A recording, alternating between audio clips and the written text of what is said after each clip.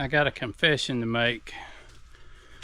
I started making a video about some upgrades I'm doing on greenhouse number 2 the other day, and I got busy, kind of forgot about it, never picked my camera back up, so I had like half a video, and I just don't think there's anything I can really do with it. In no way to really complete it, but I'm trying to do better about getting a video out every week, because I know there's 2 or 3 people that really enjoy watching my videos every week, or at least maybe they're being nice and they say they do. But I just figured I would give y'all an update of what we've been up to, where the greenhouse is as of the 1st of March. Not far enough. That's the synopsis of it. But as you can see, we have got a lot of work ahead of us.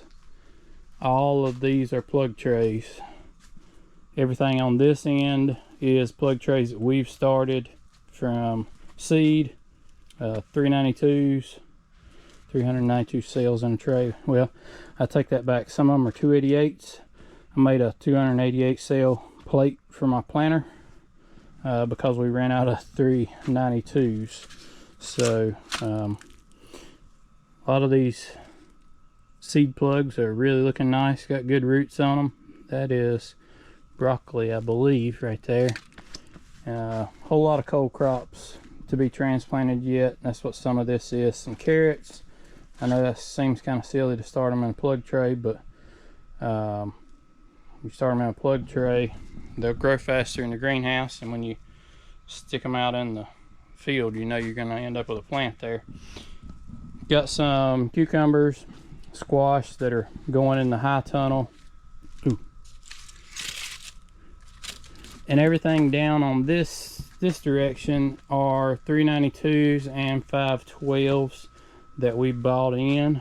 We ordered these back before Christmas. They come from Aaron's Creek Farms in Virginia. They do a superb job of growing plugs. They don't do vegetative as far as I know. If they did, we would definitely get them from them. I think they only do seed plugs.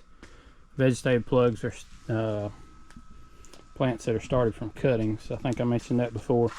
These are vegetative plugs. But we've got a little bit of everything here that needs to be planted. A lot of dirt to mix and pots to fill. Some Gerber daisies, a couple different types of grass. Let's see, we got a couple varieties of verbena here. Some bacopa, I think 3 different colors maybe. No, that's bacopa. These are salvia, 2 different salvias.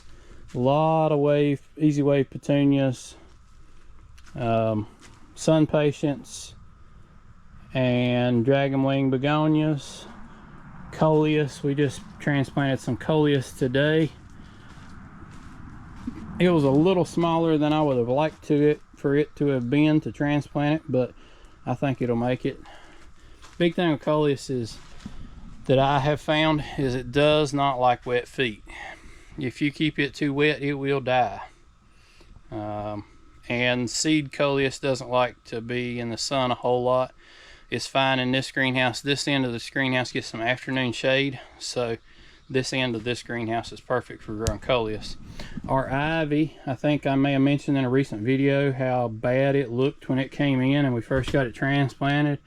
We have deprived it of water long enough that we have really got it coming out, and it is looking much better than it did.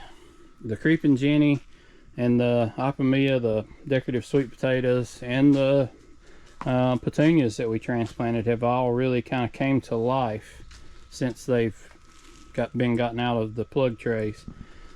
These are all of our well, this is all the black and white petunias. I've had to start hanging today. That's one thing I've been up to this afternoon, is installing these new pot drippers.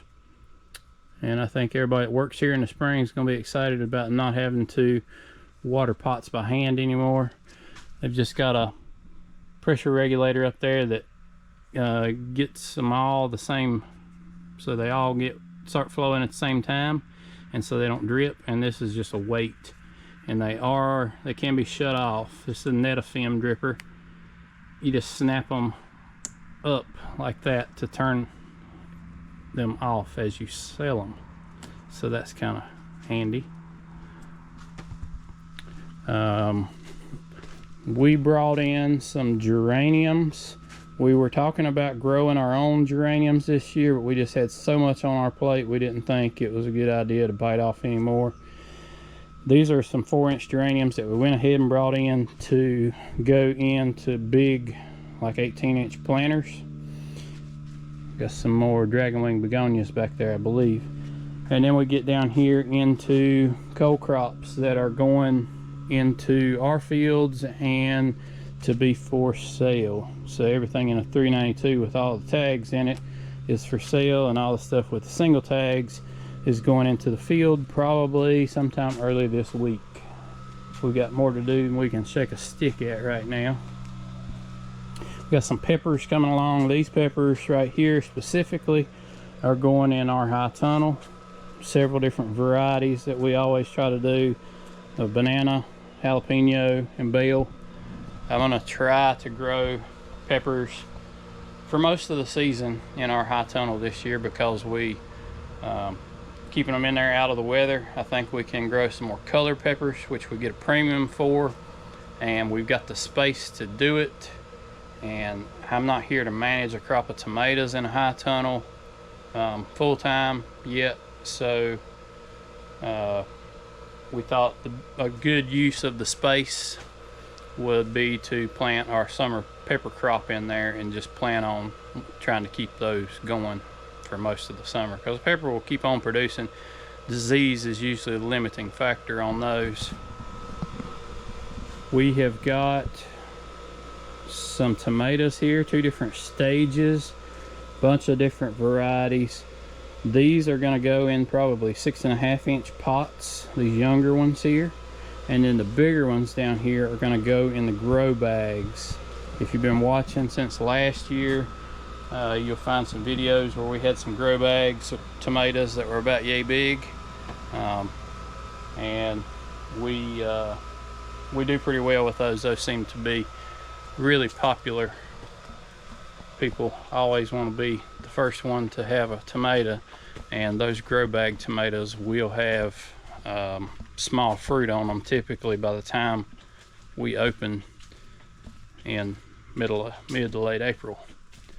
So there's not a whole lot going on over here at number 2, but I need to go over there and shut it up for the evening, so I'll take you over there and show you what is going on anyway.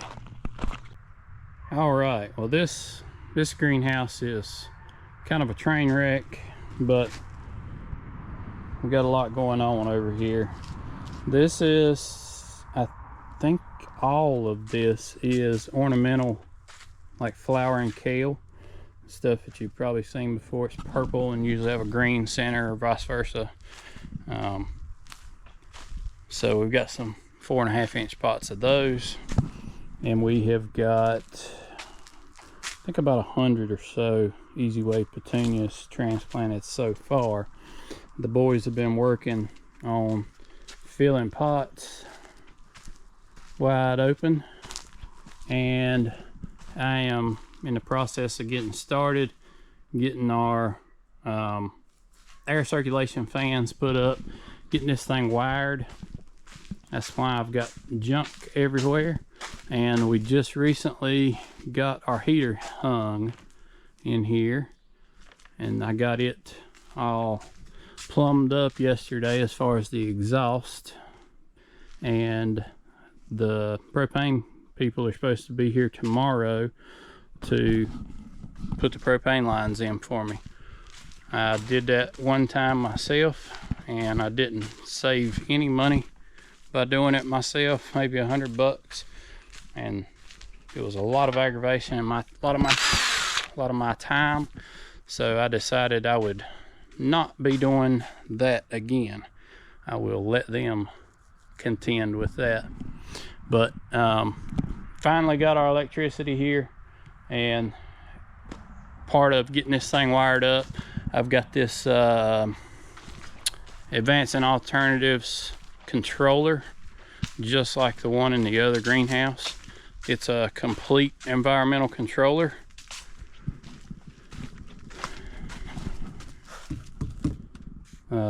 They're not cheap, but they are awesome. And when I bought this greenhouse, they sent me 2 of them. Don't worry, they charged me for them. They didn't catch it, and I didn't catch it. And so anyway, it was a lot of money for a greenhouse controller to put on that little greenhouse number 1 over there, we call it.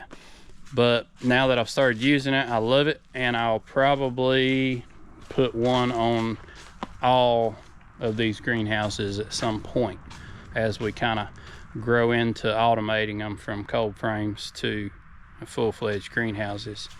So when I get that hooked up, hopefully tomorrow, it will control the heater, and it will also control the ventilation.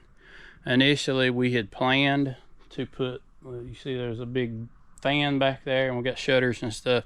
We were going to do all of that in this greenhouse, just like in number 1, where it's fan ventilated.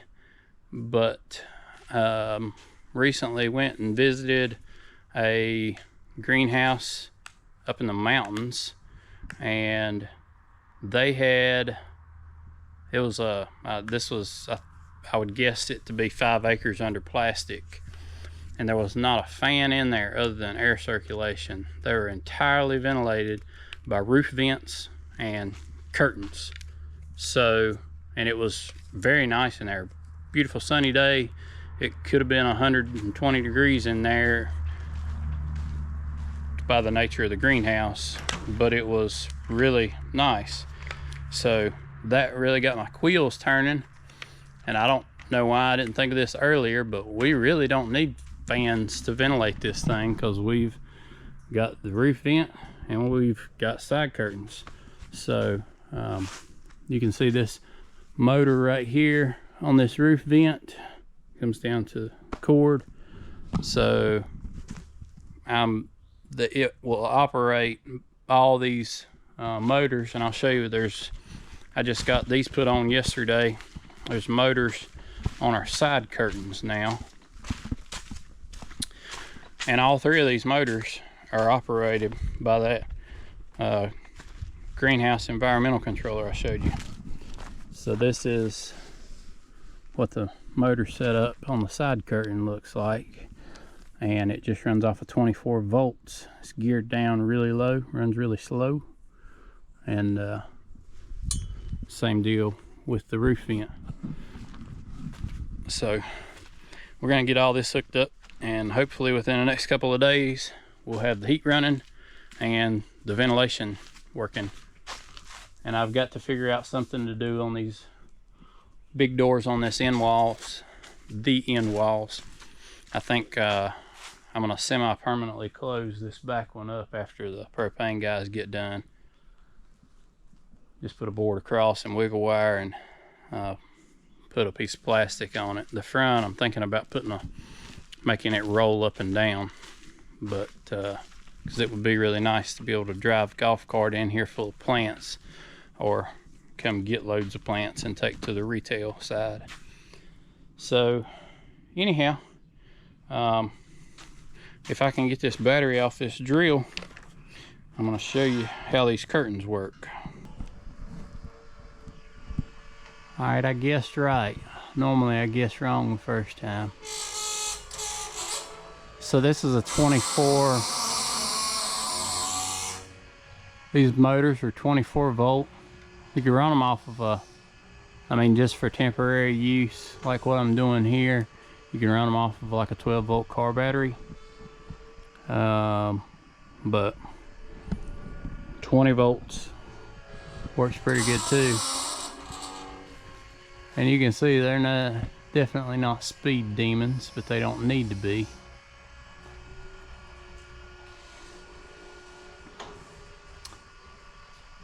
They've got limit switches that go with them that keep them from going too high or cranking down too low.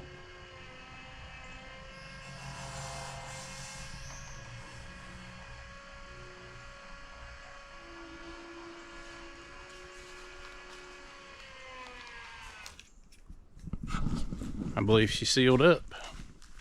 And we'll go out here and drop these curtains right quick. It's gonna be really nice when this is automatic.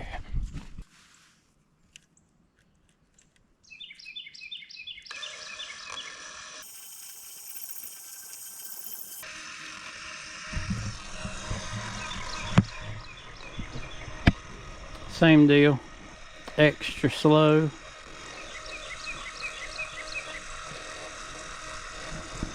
So this will be fully automatic. Once I get it hooked up, it'll be just like the fans operating.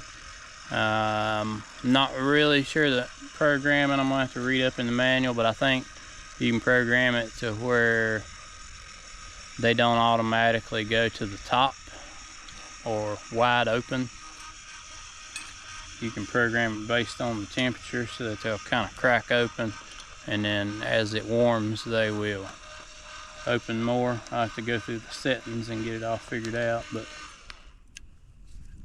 anyway, that's the way they work. Pretty neat stuff, and I appreciate you watching. I know this wasn't no action getting things done, but I just wanted to give y'all an update. Appreciate you watching. I'll see you next time.